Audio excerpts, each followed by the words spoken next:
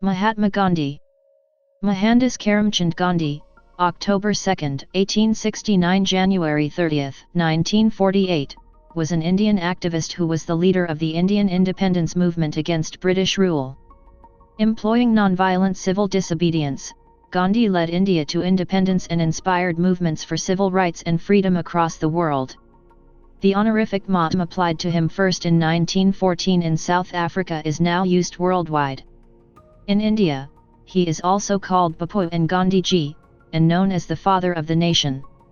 Born and raised in a Hindu merchant caste family in coastal Gujarat, India, and trained in law at the Inner Temple, London, Gandhi first employed nonviolent civil disobedience as an expatriate lawyer in South Africa, in the resident Indian community's struggle for civil rights. After his return to India in 1915, he set about organizing peasants, farmers, and urban laborers to protest against excessive land tax and discrimination. Assuming leadership of the Indian National Congress in 1921, Gandhi led nationwide campaigns for various social causes and for achieving Swaraj or self-rule. Gandhi led Indians in challenging the British-imposed salt tax with the 400 km Dandi Salt March in 1930, and later in calling for the British to quit India in 1942. He was imprisoned for many years, upon many occasions, in both South Africa and India. He lived modestly in a self-sufficient residential community and wore the traditional Indian dhoti and shawl, woven with yarn hand-spun on a charkha. He ate simple vegetarian food, and also undertook long fasts as a means of both self-purification and political protest.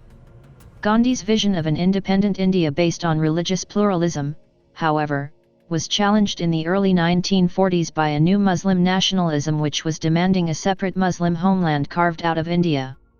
Eventually, in August 1947, Britain granted independence, but the British Indian Empire was partitioned into two dominions, a Hindu-majority India and Muslim-majority Pakistan. As many displaced Hindus, Muslims, and Sikhs made their way to their new lands, religious violence broke out, especially in the Punjab and Bengal. Eschewing the official celebration of independence in Delhi, Gandhi visited the affected areas, attempting to provide solace. In the months following, he undertook several fasts unto death to stop religious violence. The last of these, undertaken on January 12, 1948 when he was 78, also had the indirect goal of pressuring India to pay out some cash assets owed to Pakistan. Some Indians thought Gandhi was too accommodating. Among them was Nath Uram Godse, a Hindu nationalist, who assassinated Gandhi on January 30, 1948 by firing 3 bullets into his chest. Captured along with many of his co-conspirators and collaborators, Godse and his co-conspirator Narayan Apt were tried, convicted and executed while many of their other accomplices were given prison sentences. Gandhi's birthday, October 2, is commemorated in India as Gandhi Jayanti, a national holiday, and worldwide as the International Day of Nonviolence. Mohandas Karamchand Gandhi was born on October 2, 1869 into a Gujarati Hindu Madhbaniya family in Porbandar, a coastal town on the Kathiawar Peninsula and then part of the small princely state of Porbandar in the Kathiawar Agency of the Indian Empire. His father, Karamchand Chand Gandhi, served as the Diwan of Porbandar state. Although he only had an elementary education and had previously been a clerk in the state administration, Karamchand proved a capable chief minister. During his tenure, Karamchand married 4 times. His first 2 wives died young, after each had given birth to a daughter, and his third marriage was childless. In 1857, Karamchand sought his third wife's permission to remarry. That year, he married Putlabai, who also came from Junagadh, and was from a Pranami Vaishnava family. Karamchand and Putlabai had 3 children over the ensuing decade, a son, Laxmidas, a daughter, Raliatban, and another son, Kars Andas. On October 2, 1869, Putlabai gave birth to her last child, Mohandas, in a dark, windowless ground floor room of the Gandhi family residence in Porbandar city. As a child, Gandhi was described by his sister Raliat as restless as Mercury, either playing or roaming about. One of his favorite pastimes was twisting dogs' ears. The Indian classics, especially the stories of Shravana and King Harish Chandra, had a great impact on Gandhi in his childhood. In his autobiography, he admits that they left an indelible impression on his mind. He writes, "It haunted me and I must have acted Harish Chandra to myself times without number." Gandhi's early self-identification with truth and love as supreme values is traceable to these epic characters. The family's religious background was eclectic. Gandhi's father Karamchand was Hindu and his mother Putlabai was from a Pranami Vaishnava Hindu family. Gandhi's father was of Madhbaniya caste in the Varna of Vaishya. His mother came from the medieval Krishna Bhakti-based Pranami tradition, whose religious texts include the Bhagavad Gita, the Bhagavata Purana, and a collection of 14 texts with teachings that the tradition believes to include the essence of the Vedas, the Quran, and the Bible. Gandhi was deeply influenced by his mother, an extremely pious lady who would not think of taking her meals without her daily prayers. She would take the hardest vows and keep them without flinching. To keep 2 or 3 consecutive fasts was nothing to her. In 1874, Gandhi's father Karamchand left Porbandar for the smaller state of Rajkot, where he became a councillor to its ruler, the Thakur Sahib. Though Rajkot was a less prestigious state than Porbandar, the British regional political agency was located there, which gave the state's Diwan a measure of security. In 1876, Karamchand became Diwan of Rajkot and was succeeded as Diwan of Porbandar by his brother Tulsidas. His family then rejoined him in Rajkot. At age 9, Gandhi entered the local school in Rajkot, near his home. There he studied the rudiments of arithmetic, history, the Gujarati language and geography. At age 11, he joined the high school in Rajkot. He was an average student, won some prizes, but was a shy and tongue-tied student, with no interest in games. His only companions were books and school lessons. While at high school, Gandhi's elder brother introduced him to a Muslim friend named Sheikh Murtab.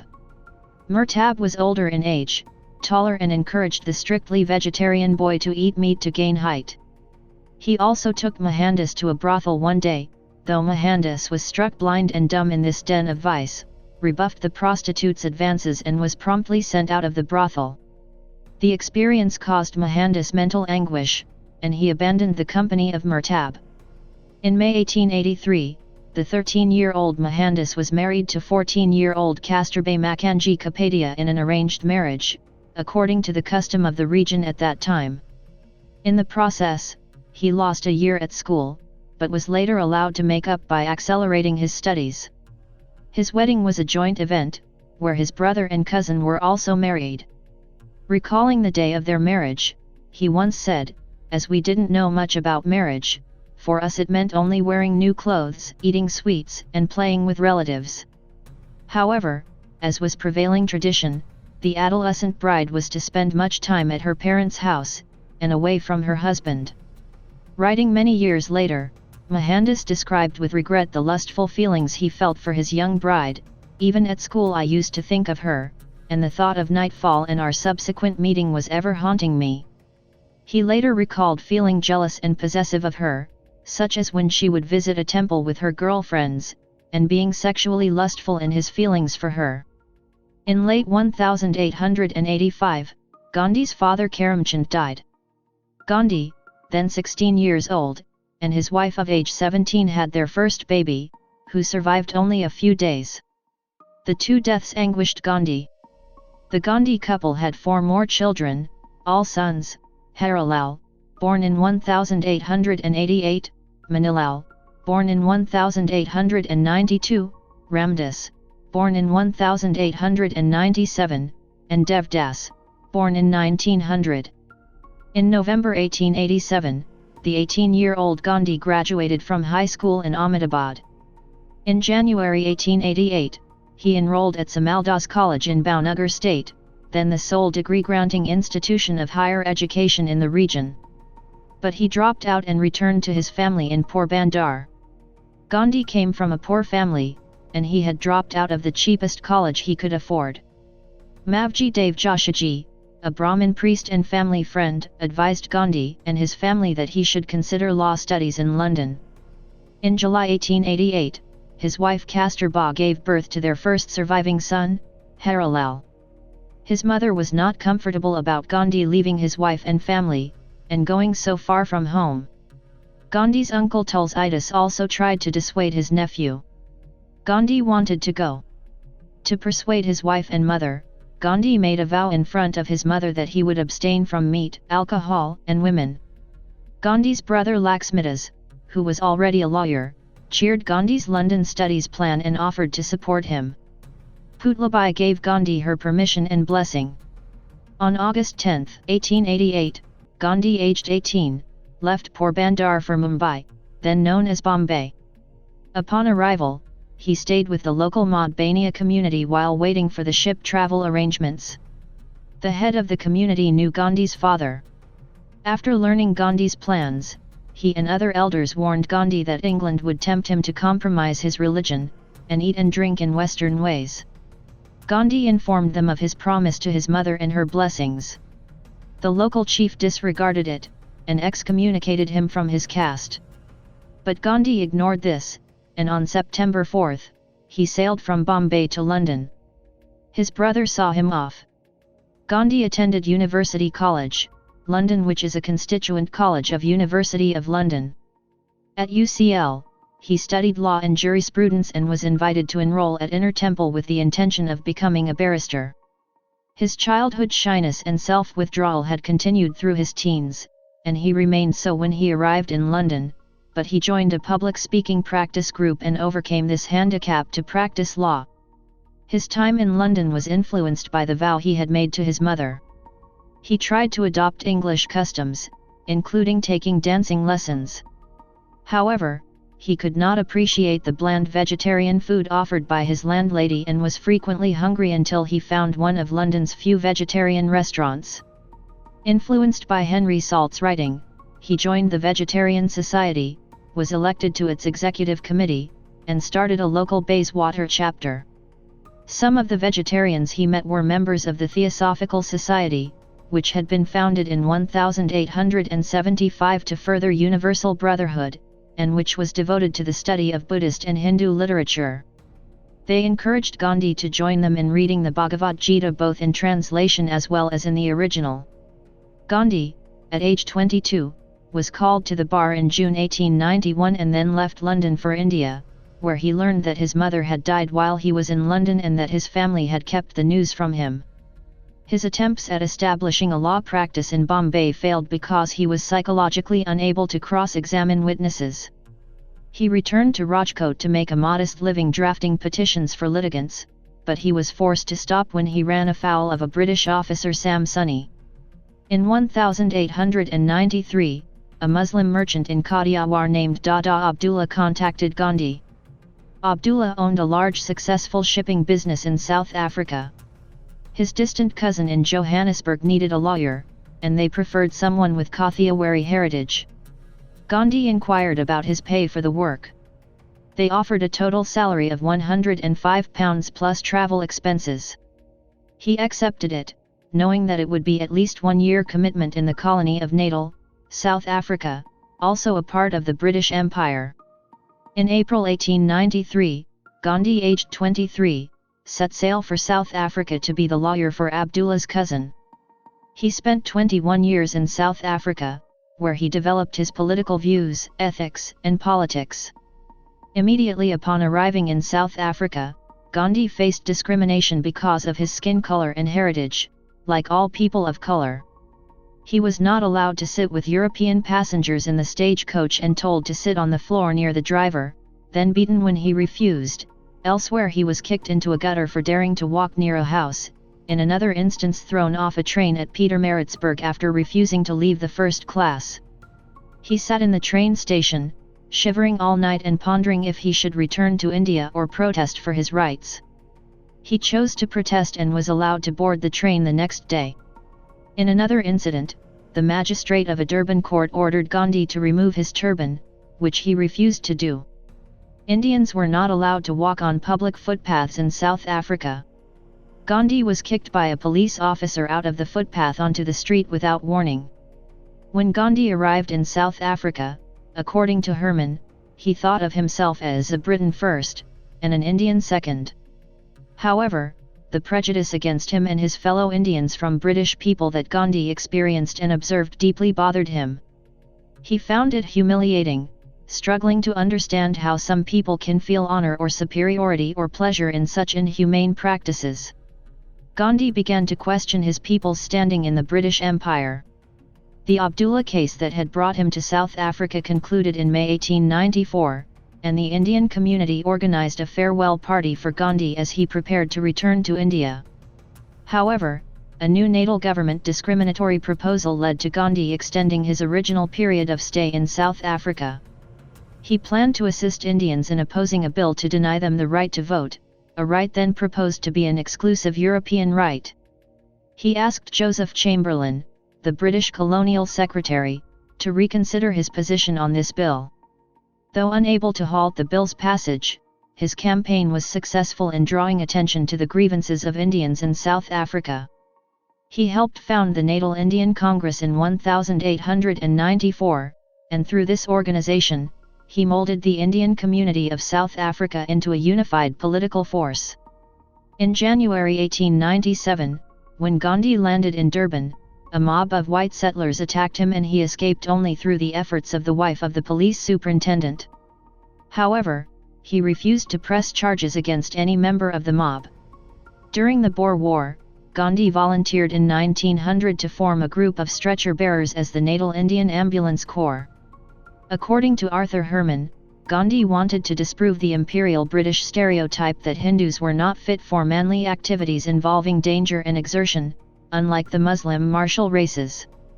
Gandhi raised 1,100 Indian volunteers, to support British combat troops against the Boers. They were trained and medically certified to serve on the front lines. They were auxiliaries at the Battle of Colenso to a white volunteer ambulance corps. Then at Spienkop, Gandhi and his bearers moved to the front line and had to carry wounded soldiers for miles to a field hospital because the terrain was too rough for the ambulances. Gandhi and 37 other Indians received the Queen's South Africa Medal. In 1906, the Transvaal government promulgated a new act compelling registration of the colony's Indian and Chinese populations. At a mass protest meeting held in Johannesburg on September 11 that year, Gandhi adopted his still evolving methodology of satyagraha, or nonviolent protest, for the first time. According to Anthony Perel, Gandhi was also influenced by the Tamil text Tirukkural because Leo Tolstoy mentioned it in their correspondence that began with a letter to a Hindu. Gandhi urged Indians to defy the new law and to suffer the punishments for doing so.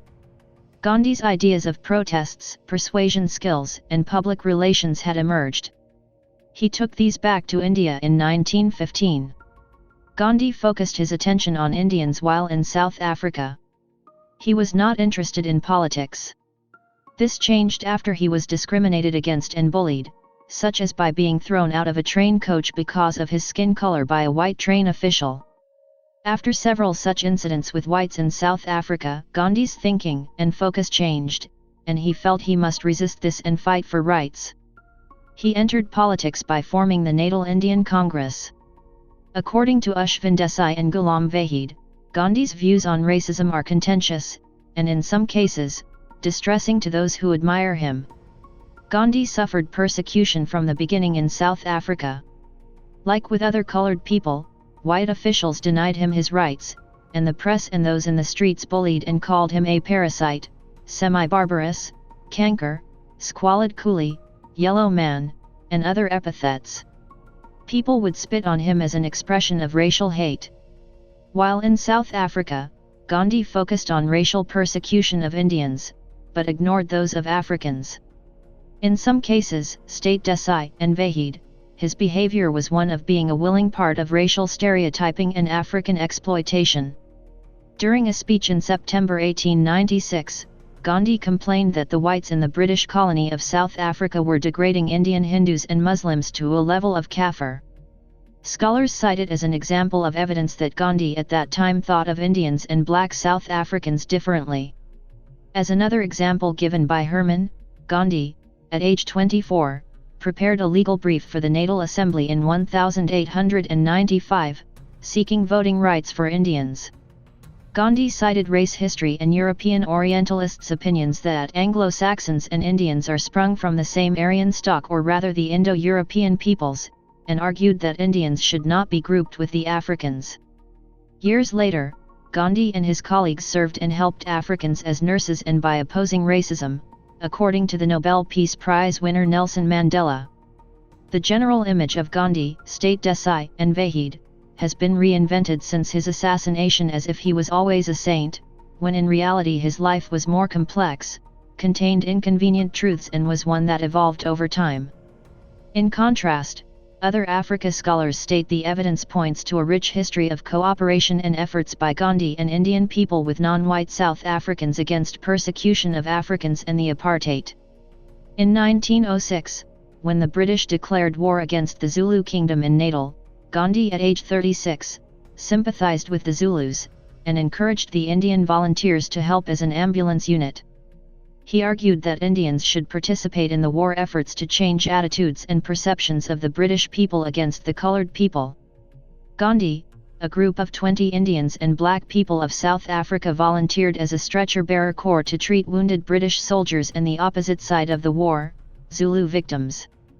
White soldiers stopped Gandhi and team from treating the injured Zulu, and some African stretcher-bearers with Gandhi were shot dead by the British. The medical team commanded by Gandhi operated for less than 2 months. Gandhi volunteering to help as a staunch loyalist during the Zulu and other wars made no difference in the British attitude, states Herman, and the African experience was a part of his great disillusionment with the West, transforming him into an uncompromising non-cooperator. In 1910, Gandhi established, with the help of his friend Herman Kallenbach, an idealistic community they named Tolstoy Farm near Johannesburg. There he nurtured his policy of peaceful resistance. In the years after black South Africans gained the right to vote in South Africa, Gandhi was proclaimed a national hero with numerous monuments. At the request of Gopal Krishna Gokhale, conveyed to him by C.F. Andrews, Gandhi returned to India in 1915. He brought an international reputation as a leading Indian nationalist, theorist, and community organizer. Gandhi joined the Indian National Congress and was introduced to Indian issues, politics, and the Indian people primarily by Gokhale. Gokhale was a key leader of the Congress Party, best known for his restraint and moderation, and his insistence on working inside the system. Gandhi took Gokhale's liberal approach based on British Whiggish traditions and transformed it to make it look Indian. Gandhi took leadership of the Congress in 1920 and began escalating demands until on January 26, 1930 the Indian National Congress declared the independence of India. The British did not recognize the declaration, but negotiations ensued, with the Congress taking a role in provincial government in the late 1930s. Gandhi and the Congress withdrew their support of the Raj when the Viceroy declared war on Germany in September 1939 without consultation. Tensions escalated until Gandhi demanded immediate independence in 1942, and the British responded by imprisoning him and tens of thousands of Congress leaders. Meanwhile, the Muslim League did cooperate with Britain and moved, against Gandhi's strong opposition, to demands for a totally separate Muslim state of Pakistan. In August 1947 the British partitioned the land, with India and Pakistan each achieving independence on terms that Gandhi disapproved. In April 1918, during the latter part of World War I, the Viceroy invited Gandhi to a war conference in Delhi. Gandhi agreed to actively recruit Indians for the war effort. In contrast to the Zulu War of 1906 and the outbreak of World War I in 1914, when he recruited volunteers for the ambulance corps, this time Gandhi attempted to recruit combatants. In a June 1918 leaflet entitled Appeal for Enlistment, Gandhi wrote, "To bring about such a state of things we should have the ability to defend ourselves, that is, the ability to bear arms and to use them. If we want to learn the use of arms with the greatest possible dispatch, it is our duty to enlist ourselves in the army." He did, however, stipulate in a letter to the Viceroy's private secretary that he personally will not kill or injure anybody, friend or foe. Gandhi's war recruitment campaign brought into question his consistency on nonviolence. Gandhi's private secretary noted that the question of the consistency between his creed of ahimsa and his recruiting campaign was raised not only then but has been discussed ever since. Gandhi's first major achievement came in 1917 with the Champaran agitation in Bihar. The Champaran agitation pitted the local peasantry against their largely British landlords who were backed by the local administration. The peasantry was forced to grow indigo, a cash crop whose demand had been declining over 2 decades, and were forced to sell their crops to the planters at a fixed price. Unhappy with this, the peasantry appealed to Gandhi at his ashram in Ahmedabad. Pursuing a strategy of nonviolent protest, Gandhi took the administration by surprise and won concessions from the authorities. In 1918, Quetta was hit by floods and famine and the peasantry was demanding relief from taxes. Gandhi moved his headquarters to Nadiad, organizing scores of supporters and fresh volunteers from the region, the most notable being Vallabhbhai Patel. Using non-cooperation as a technique, Gandhi initiated a signature campaign where peasants pledged non-payment of revenue even under the threat of confiscation of land. A social boycott of Mamlatdars and Talukdars accompanied the agitation. Gandhi worked hard to win public support for the agitation across the country. For 5 months, the administration refused, but finally in end May 1918, the government gave way on important provisions and relaxed the conditions of payment of revenue tax until the famine ended. In Quetta, Vallabhbhai Patel represented the farmers in negotiations with the British, who suspended revenue collection and released all the prisoners. In 1919, after the World War I was over, Gandhi sought political cooperation from Muslims in his fight against British imperialism by supporting the Ottoman Empire that had been defeated in the World War. Before this initiative of Gandhi, communal disputes and religious riots between Hindus and Muslims were common in British India, such as the riots of 1917-18. Gandhi had already supported the British Crown with resources and by recruiting Indian soldiers to fight the war in Europe on the British side. This effort of Gandhi was in part motivated by the British promise to reciprocate the help with Swaraj to Indians after the end of World War I. The British government, instead of self-government, had offered minor reforms instead, disappointing Gandhi. Gandhi announced his satyagraha intentions. The British colonial officials made their counter-move by passing the Rowlatt Act, to block Gandhi's movement. The act allowed the British government to treat civil disobedience participants as criminals and gave it the legal basis to arrest anyone for preventive indefinite detention, incarceration without judicial review or any need for a trial. Gandhi felt that Hindu-Muslim cooperation was necessary for political progress against the British. He leveraged the Caliphate movement, wherein Sunni Muslims in India, their leaders such as the sultans of princely states in India and Ali brothers, championed the Turkish Caliph as a solidarity symbol of Sunni Islamic community.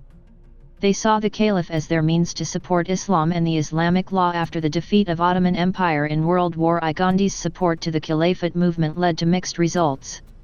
It initially led to a strong Muslim support for Gandhi. However, the Hindu leaders including Rabindranath Tagore questioned Gandhi's leadership because they were largely against recognizing or supporting the Sunni Islamic Caliph in Turkey. The increasing Muslim support for Gandhi, after he championed the Caliph's cause, temporarily stopped the Hindu-Muslim communal violence. It offered evidence of intercommunal harmony in joint Rowlatt Satyagraha demonstration rallies, raising Gandhi's stature as the political leader to the British. His support for the Caliphate movement also helped him sideline Muhammad Ali Jinnah, who had announced his opposition to the Satyagraha non-cooperation movement approach of Gandhi. Jinnah began creating his independent support, and later went on to lead the demand for West and East Pakistan. By the end of 1922 the Caliphate movement had collapsed. Turkey's Ataturk had ended the Caliphate, Caliphate movement ended, and Muslim support for Gandhi largely evaporated. Muslim leaders and delegates abandoned Gandhi and his Congress. Hindu-Muslim communal conflicts reignited. Deadly religious riots reappeared in numerous cities, with 91 in United Provinces of Agra and Oudh alone. With his book Hind Swaraj, Gandhi, aged 40, declared that British rule was established in India with the cooperation of Indians and had survived only because of this cooperation. If Indians refused to cooperate, British rule would collapse and Swaraj would come. In February 1919, Gandhi cautioned the Viceroy of India with a cable communication that if the British were to pass the Rowlatt Act, he will appeal Indians to start civil disobedience. The British government ignored him, passed the law stating it will not yield to threats. The Satyagraha civil disobedience followed, with people assembling to protest the Rowlatt Act.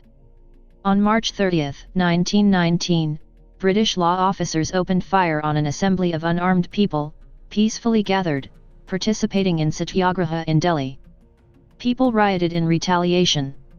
On April 6, 1919, a Hindu festival day, he asked a crowd to remember not to injure or kill British people, but express their frustration with peace, to boycott British goods and burn any British clothing they own.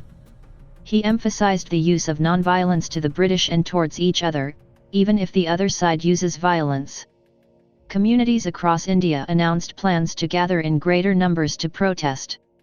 Government warned him to not enter Delhi. Gandhi defied the order. On April 9, Gandhi was arrested. People rioted. On April 13, 1919, people including women with children gathered in an Amritsar park, and a British officer named Reginald Dyer surrounded them and ordered his troops to fire on them. The resulting Jallianwala Bagh massacre of hundreds of Sikh and Hindu civilians enraged the subcontinent, but was cheered by some Britons and parts of the British media as an appropriate response. Gandhi in Ahmedabad, on the day after the massacre in Amritsar, did not criticize the British and instead criticized his fellow countrymen for not exclusively using love to deal with the hate of the British government.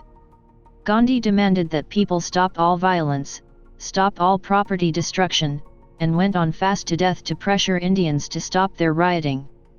The massacre and Gandhi's nonviolent response to it moved many, but also made some Sikhs and Hindus upset that Dyer was getting away with murder. Investigation committees were formed by the British, which Gandhi asked Indians to boycott. The unfolding events, the massacre, and the British response, led Gandhi to the belief that Indians will never get a fair equal treatment under British rulers, and he shifted his attention to Swaraj or self-rule and political independence for India. In 1921, Gandhi was the leader of the Indian National Congress. He reorganized the Congress. With Congress now behind him, and Muslim support triggered by his backing the Khilaf,